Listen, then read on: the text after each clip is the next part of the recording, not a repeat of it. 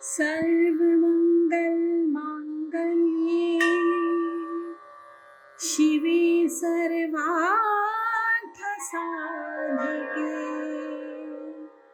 शरण्ये त्र्यम्बके गौरी नारायणी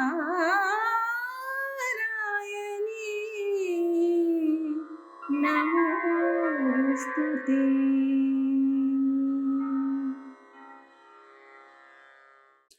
जय माँ इंद्राक्षी, जय अम्बे। इंद्राक्षी धाम में दर्शकों आप सभी का हम हार्दिक स्वागत करते हैं। आज अष्टमी है, भगवती का बहुत ही प्यारा दिन है और ये दुर्गा अष्टमी है। आज बहुत अच्छे से अष्टमी का आज का पूजन करना है ताकि जगजननी भगवती महागौरी आपसे प्रसन्न रहे। आज महागौरी का पूजन किया जाता है और नवमी में, कल नवमी है, सिद्धिदात्री का पूजन किया जाता है, भगवान श्री राम का पूजन किया जाता है। सारी चर्चा इस अंक में होगी, कैसे करें अष्टमी का पूजन, और भी कुछ बताएंगे। और यदि आज के दिन किसी को कन्याएं ना मिले, देखो कहते हैं ना, अब बहुत कम बच्चों वाली सबके मन में बातें आती जा रही हैं, कन्याएं भी कई बार पूजन के लिए नहीं मिलती हैं, तो हमें क्या करना चाहिए। आज का पंचांग देख लें पहले। 3 अक्टूबर सन 2022, दिन सोमवार, आश्विन माह, शुक्ल पक्ष, संवत 2079, तिथि अष्टमी, नक्षत्र पूर्वाषाढ़ा, राहु काल 7:30 से 9, दिशा सूर्य पूर्व दिशा। जगजननी भगवती महागौरी का आज का पूजन रहेगा और आज उसी प्रकार से तरीके से षोडशोपचार से आप भगवती का पूजन करना। 16 प्रकार से या 5 प्रकार से पंचोपचार पूजन करके, धूप दीप फल फूल भगवती को अर्पण करके, और सबसे पहले जिस कढ़ाई में आप हलवा बनाओगे उस कढ़ाई का पूजन कर लेना। हलवा बनने के उपरांत कढ़ाई का पूजन कर लेते हैं, कोई दिक्कत नहीं है। कढ़ाई का जो कूंदा होता है ना, पकड़ने वाला हैंडल, तो राइट साइड वाले पर एक थोड़ा सा मोली का धागा बांधे, तिलक करें, माँ अन्नपूर्णा का ध्यान करके कि हे भगवती अन्नपूर्णा जगजननी मेरे घर में बात करो, आपकी कृपा से सदैव ही मेरे घर में इस प्रकार के शुभ और मंगल कार्य होती रहे। थोड़ा हलवा, 8 पूरी निकाल करके आप पहले भगवती को भोग लगा देना। कलश का जो जल है, मैंने कल भी सारी बातें बता दी थी, जिन्होंने कल का कार्यक्रम ना देखा हो सप्तमी का, तो आप लोग जरूर देख लेना, ठीक है। तो जल, जो कलश में जल है, उस कलश का ऊपर का नारियल हटा करके रख देना, या अपने घर की बहू बेटी किसी को उस आंचल पल्ले में भी डाल सकते हैं बहू के, और या स्वयं आप पति पत्नी है तो पत्नी के आंचल में उसको रख करके एक तरफ रखें। उसका प्रसाद बना करके भी वितरण आपस में किया जा सकता है, कोई दिक्कत नहीं है, फोड़ करके। और अब आपने भगवती को भोग लगा दिया, कन्याएं आ गई हैं, कन्याओं को अच्छे से बिठाइए, पैर धुलाइए, तिलक मस्तक पर करिएगा। उनकी आरती उतारना चाहे तो उनकी आरती भगवती के रूप में उतार सकते हैं। 8 कन्याएं बिठा लीजिए, एक बटुक बिठा लीजिएगा, जिसको लौकड़िया भी कहा जाता है। सबको तिलक आदि लगा करके जो भगवती की 8 पूरियाँ बनाई हैं, उन्हीं में से 2-2 पूरी, और या जितना भी वो लोग भगवती भोग लगाना चाहें, सबको आप और अधिक दे करके भोग लगा करके, खीर बनाई है, जो भी आपकी इच्छा है अपने घर में बनाए, सबको अच्छे से भोग लगाइए। वो जब भोजन आदि प्रसाद आदि कन्याएं ग्रहण कर लें, उसके बाद जो भी आपने उनको देना है, जो भी आपकी श्रद्धा है, कोई भेंट देना है, कोई वस्त्र देना है, कोई बर्तन देना है, वो आप उनको दे सकते हैं। लेकिन चाइनीज़ चीज़ों से आपको बचना है, चाइनीज़ फूड से आपको बचना है। मतलब चाइनीज़ चीज़ से मतलब क्या, चाइनीज़ फूड से। जैसे हमने देखा कुछ लोग नूडल्स भी देने लगे हैं, पता नहीं क्या क्या चीज़ें कन्याओं को देने लगे हैं, तो नहीं, ये आपके व्रत की गरिमा को भंग करने वाली चीज़ें हैं। और बहुत लोग चॉकलेट भी देने लगे हैं, तो ऐसा मत करिएगा। आप जिस प्रकार से हमारे रीति रिवाज चले आ रहे हैं, उनमें इतना स्टैंडर्ड मत लाइएगा, उनको ऐसा विपरीत मत बनाइएगा। आप खीर बनाइए, आप 56 भोग बनाइए तो सही, लेकिन अब बनाई कौन? सब चाहते हैं बाजार से ले आओ, बस हो जाए, फटाफट हो गया, चलो जी छुट्टी हो गई अष्टमी। अब ऐसा करोगे तो फिर भगवती कैसे आपकी कामनाओं को पूर्ण करेंगी, समझिए आप। इसीलिए बाद में अगर कोई भी कन्याओं को चीज़ देनी है, पुस्तकें दीजिए, बैग दीजिए, कोई अच्छा वस्त्र दीजिए, अच्छा कोई बर्तन दीजिए, वो इस प्रकार की जो भी चीज़ें हैं वो आप दीजिए। लेकिन इस प्रकार से छोटी सोच को मत रखिएगा हृदय में, नहीं तो आपसे जो बनता है प्रसाद खिलाइए और नमस्कार आप करिए। तो कन्या पूजन आदि करके अब जो कलश में जल है उसके घर में छींटे दिए जाते हैं। चारों तरफ घर में छींटे दें, लैट्रिन बाथरूम को छोड़ करके खेत खलिहान में दे दीजिए। पशुशाला है तो पशुशाला में छींटे दे दीजिएगा, बाकी अन्य जल आप घर के पौधों में दे सकते हैं। अब अष्टमी तक जो पूजन हुआ उसकी सारी सामग्री जो आपके पास बची है, उस सामग्री को सारा किसी पॉलीथीन में इकट्ठा करके या किसी भी उसमें इकट्ठा करके कहीं भी निर्जन स्थान पर ले जाएं। साफ सुथरा स्थान हो, खड्डा खोद कर भी दबा सकते हैं। कहीं साफ सुथरी झाड़ी पेड़ों की झुरमुट हो, वहाँ एक तरफ उसको डाल दीजिए, अपने आप उसकी खाद वगैरह बन जाती है।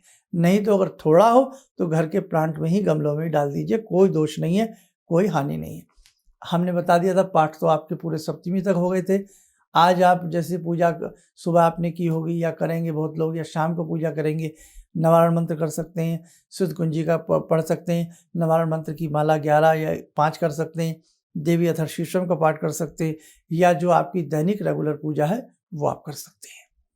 और इसी के साथ साथ एक चीज़ और ध्यान रखें, आज भगवती को नारियल का भोग लगाया जाता है। नारियल के छोटे छोटे पीसेस करके उनका भोग लगाइएगा। और कल जैसे सिद्धिदात्री हैं तो कल सिद्धिदात्री को धान का लावा, जिसे हम खील कहते हैं, खील का भोग कल भगवती को बहुत प्रिय है नवमी के दिन।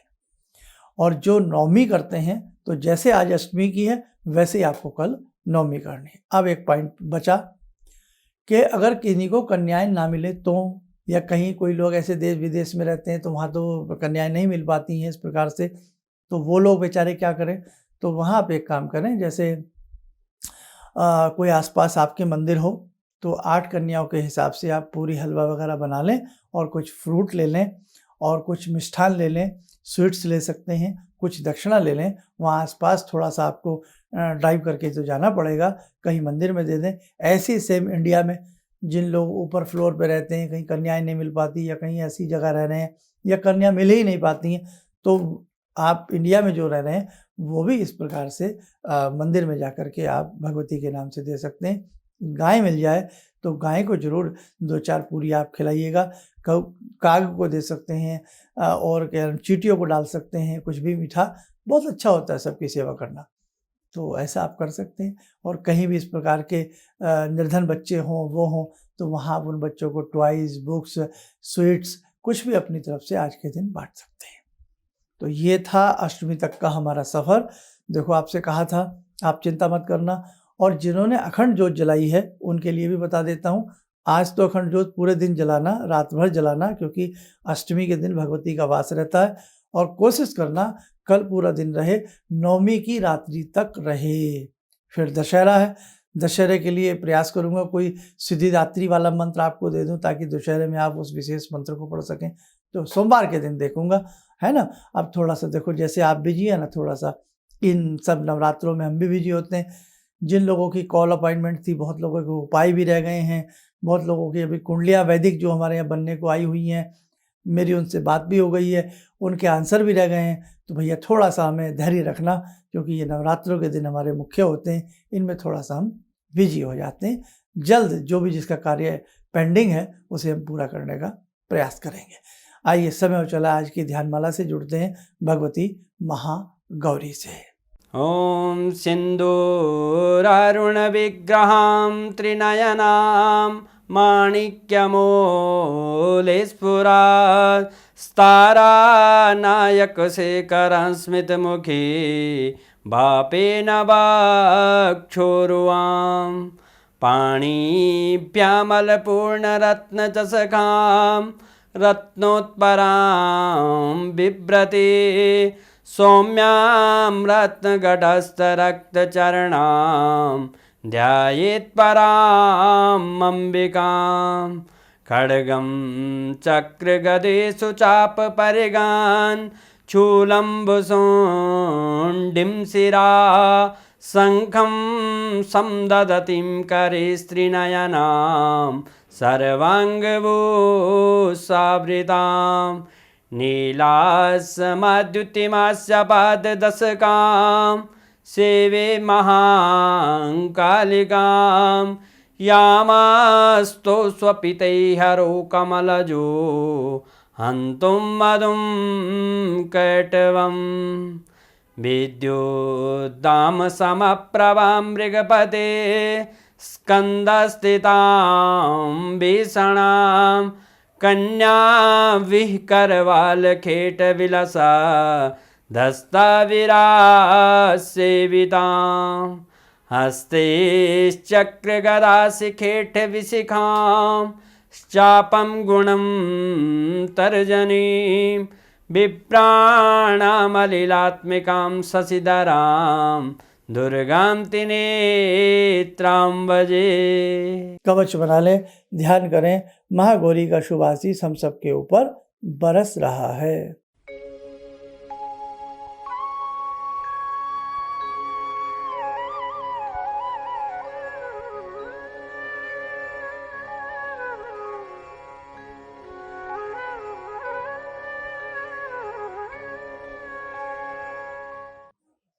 ओम बोलते हुए नेत्र खोलें, सामान्य हो जाए।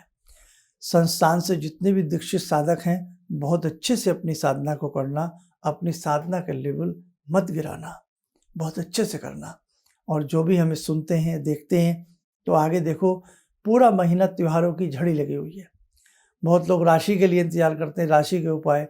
तो इस महीने मुझे नहीं लगता पिछले महीने और इस महीने आपको किसी राशि के उपाय करने की ज़रूरत है। क्यों? जिन्होंने नवरात्र किए हैं, जगजननी की पूजा की है, तो वहाँ राशि के उपाय मायने नहीं रखते। ऐसा ही ये महीना है। अब अक्टूबर में दीपावली भी है ना।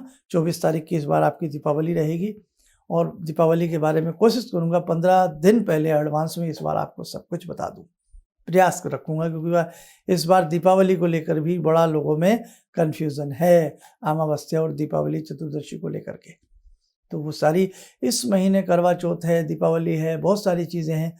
तो इसलिए मुझे नहीं लगता कि आपको राशि के उपाय करने की आवश्यकता है।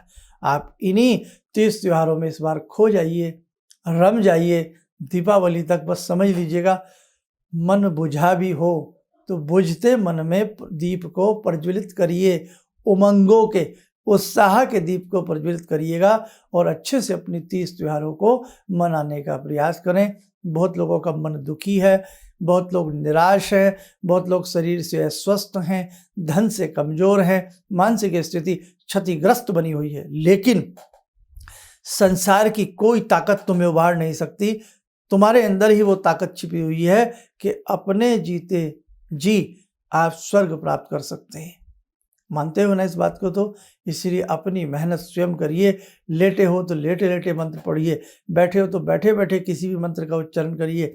जितना आपसे 30 त्योहार मनाया जा सकता है, थोड़ा ज़्यादा, उसे अच्छे से अपने बच्चों के संग, परिवार के संग मनाने का प्रयास करिएगा। आपका भाग्य ज़रूर खुलेगा, विश्वास रखिए। आप विश्वास रखिए। अगर हमसे 1000 आदमी मिलने आए हैं, मैं अपनी बात करता हूँ, तो 1000 आदमी को हम आशीर्वाद दें, देखो सबका कल्याण नहीं हो सकता। आप मानते हैं? हम कहीं 10,000 आदमी बैठे हैं, अगर सबका ऐसे कल्याण हो जाए तो 10,000 आदमी रोज जाए और कल्याण हो जाए, फिर तो कोई काम ही नहीं करेगा, कर्म ही नहीं करेगा। इसलिए श्रीमद् भागवत गीता में भी कहा भगवान श्री कृष्ण ने, कर्म प्रधान है। ये जो पूजा पाठ आप कर रहे हैं, ये भी आपका एक धार्मिक कर्म है। और जो आप जॉब करते हैं, व्यापार करते हैं, वो आपका एक औद्योगिक व्यावसायिक कर्म है। तो दोनों कर्म अपने अच्छे से करिएगा, आपका भाग्य बलवान होगा, आप पीछे नहीं हटोगे। तो ये पूरा महीना बहुत सुंदर है, बहुत अच्छे 30 त्योहार हैं, उत्साह के साथ मनाइएगा।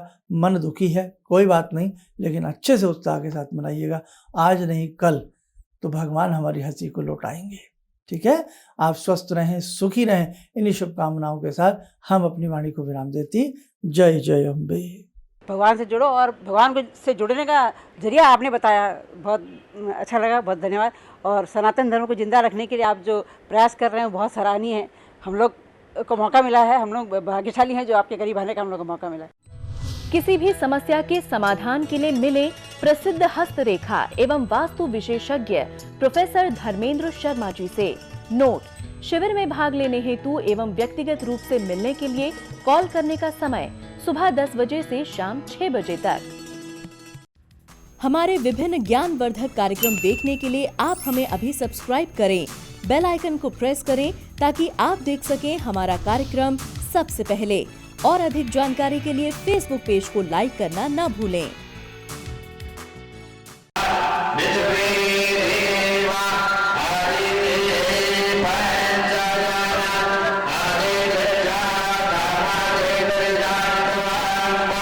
Yo